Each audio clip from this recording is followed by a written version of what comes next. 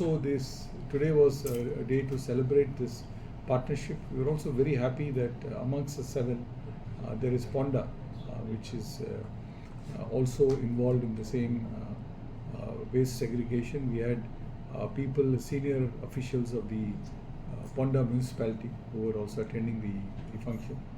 And I think in Ponda itself, about 86 of the garbage collectors have been trained and have been now kind of certified.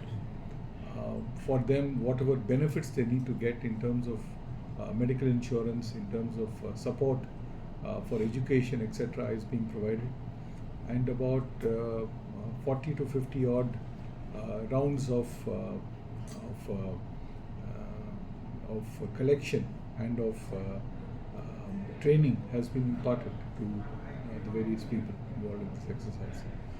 So this was an important occasion for us to take forward the initiative. In all, almost 30,000 tons of material has been avoided to go to landfill, which is what typically happens. Is most of it goes to landfill. So we've been able to avoid almost 30,000 tons, 29,000 something tons. And also about 560 plus of the waste collectors have also been their lot has been improved. They have been kind of not only trained but also given some of the basic benefits that they were not getting in terms of health benefits and education benefits and certain other locally tenable benefits which they were not getting. So this has been one of the key programs that we run as part of our sustainability. As you know, for Nestle, sustainability is a very important aspect of our contribution and our existence as a company. And to that extent, I think we involve sustainable sourcing as one of the key aspects of whether it's coffee, whether it's milk, whether it's spices. We work with farmers and ensure that the crops or the product that they give us is sustainable. For example, with coffee farmers in Coorg and in Kerala, Wayanad district, we work on sustainable coffee farming. And this involves less use of fertilizers, of chemical fertilizers, more natural use of fertilizers, better intercropping patterns as compared to what is currently being used. And they are incentivized to do so by the company paying about 3 to 4 rupees per kilogram more for the coffee that is procured. So every time you drink a cup of Nescafe, you can be reassured that the coffee is sustainable coffee. It's coffee that is good for the farmer, good for the country, and good for the planet. So it's all these three, and of course finally good for the consumer as well, because all these three are important. Then we have programs around sustainable logistics and operations, where we have made significant progress in the reduction of usage of water. For example, last 15 years, the water usage per ton of produce has come down by about 51%. Similarly, wastewater generation in the same 15-year period has come down by almost 40%. Increasing use of renewable energy sources. So I'm pleased to inform you that by the middle of next year, we will be completely free of coal. None of our factories will have any form of coal that is being used. And we have now moved into biomass boilers in many of our new facilities and also some of our existing facilities. In fact, there's one being constructed in Punjab, in Moga, which will use the rice husk. And as you know, every year there is a pollution problem in Delhi.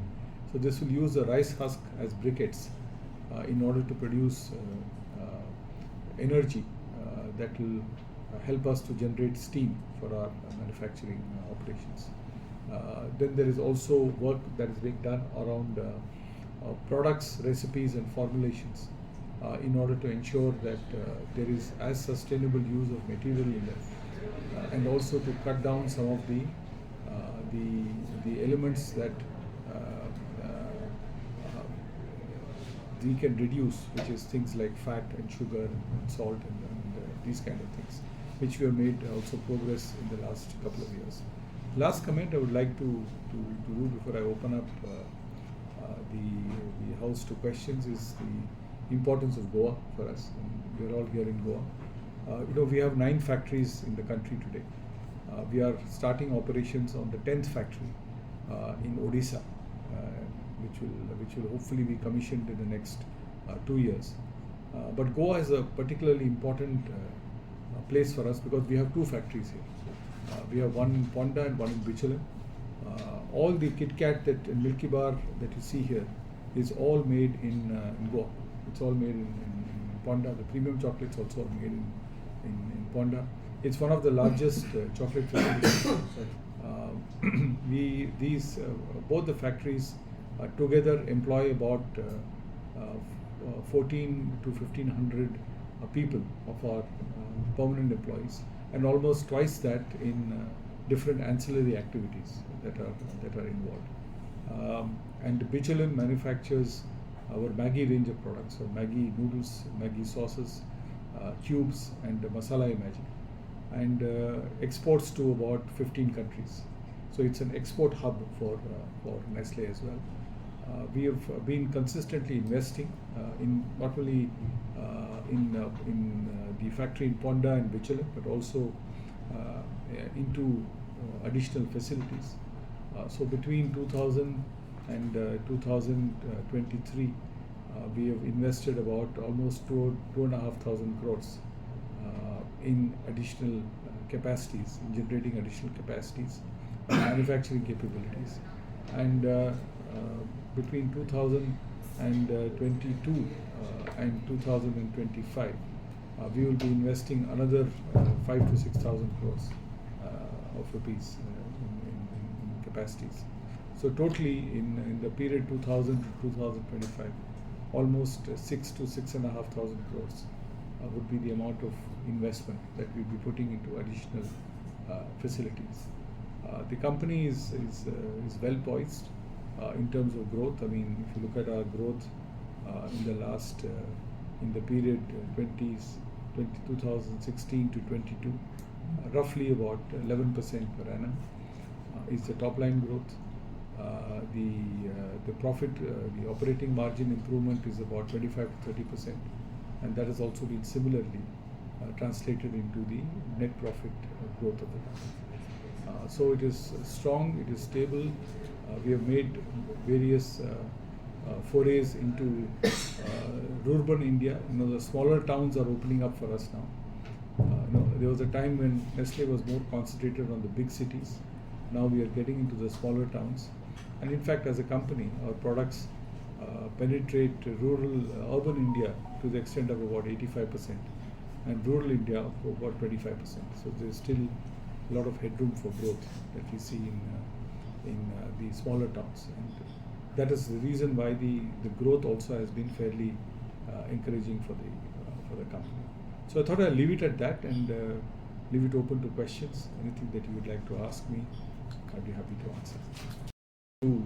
To take areas around our factories, because that is where we can have oversight and partnerships. So, for example, Ponda has started. I'm hopeful that one day Bichalam will happen, and then areas around our factories in Nanjangod or factories in Samalkha or in Panchnagar. This is where we will like to start additional programs. But reason why we took on the tourist destinations is because this is where the problem hits your eye. You go there, you see this problem. And what we believe as a responsible company is that companies also have to play a part. It's fine to say everything government is doing it or not doing it, but I think if companies, for example, we have started this program, Hildari. There are other companies now, like for example Godrej and Pepsi and a few other companies are also starting their program. So I do hope that we can become an inspiration to other organizations to start doing it. And I think Ponda was chosen primarily for the reason that of our commitment to Goa, because we have a large commitment here, and we said let us try here in a very touristic, the extreme touristic spot, and see how it works. And I think the results have been very, very encouraging. So we will look at ways and means of expanding our footprint here. What would be the Minister has played in getting millets into the national and global agenda. Millets has been around for a long time, but I think it is credit to him to bring it on the table as an important source of cereal for the consumers. In fact, before independence, it was a majority cereal in the country. Now it has come down quite dramatically, because rice and wheat has become more important, the water intensive ones. Millet is good for you, because it is rich in fiber, it is rich in vitamins. It is good for the farmer because it is more stable in terms of yield, is resistant to diseases, and it is good for the country, because it takes less water as compared to any of the other cereals. So now about 20% of the global production comes out of India.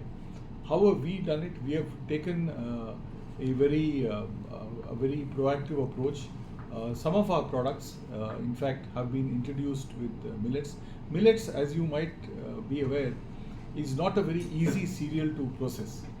The processing technology for millet is difficult, and that is what we are doing with our research and development center that we have in India, which is a global research center in near Gurgaon, in a place called Vanessa. We have teamed up with the Indian Institute of Millet Research, and they have got a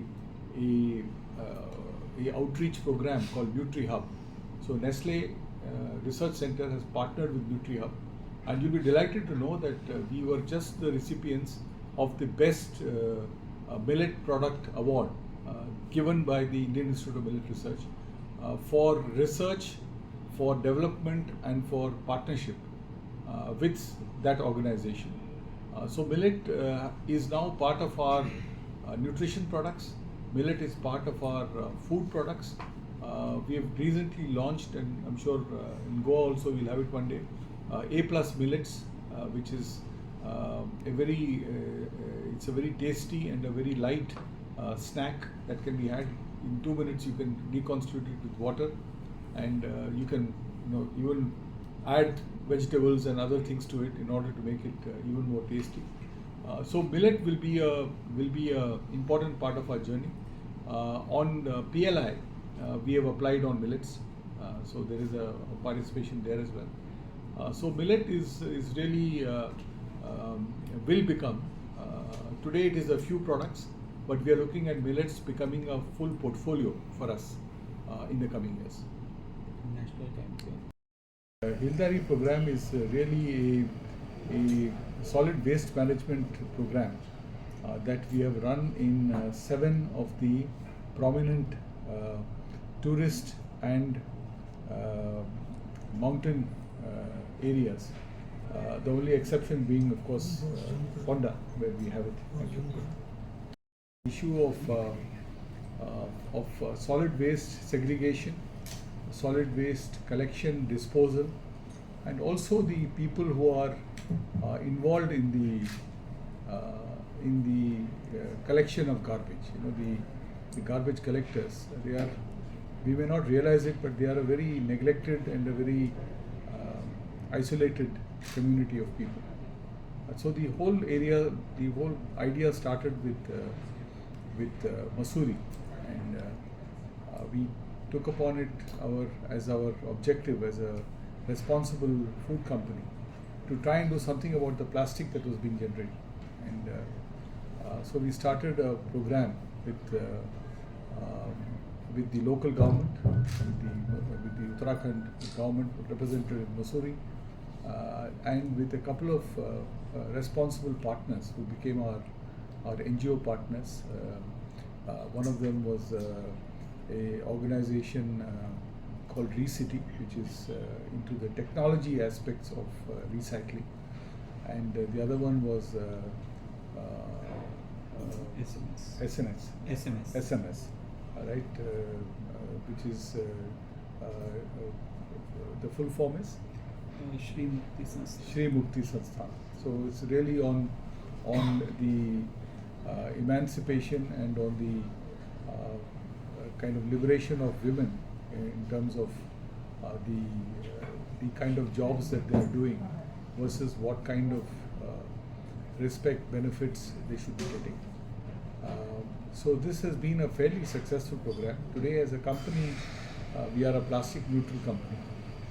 We collect, we produce about 23,000 metric tons of plastic in terms of our various brands and products that we sell, and we collect and recycle also in equal and greater quantity. And what is very heartening is This is today the real figure. Yeah? This is